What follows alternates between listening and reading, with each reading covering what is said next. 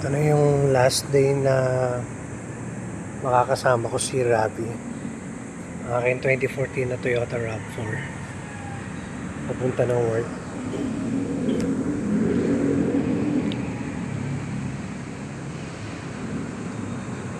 Mamimiss ko tong sasakyan na to.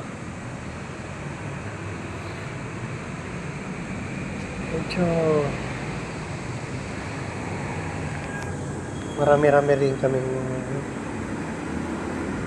magandang memories at adventure dito.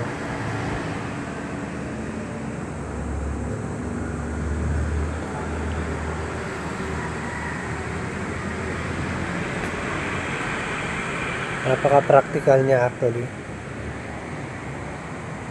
In my opinion, mas practical pa siya sa pick-up kasi sarap matulog sa loob eh.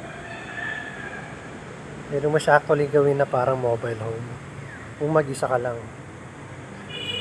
Which right now, mag-isa na lang ako.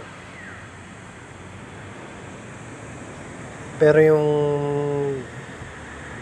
yan yung pros niya, pero yung cons niya naman eh grabe sa gasolina.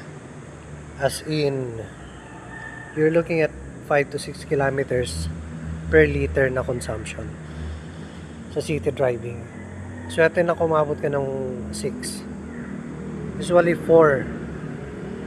Pag highway driving, matipid na yung 8 or 9 kilometers per liter. Still, you buy this SUV para enjoy yung trail.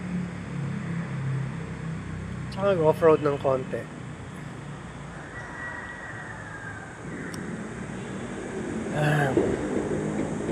Mamimiss ko to.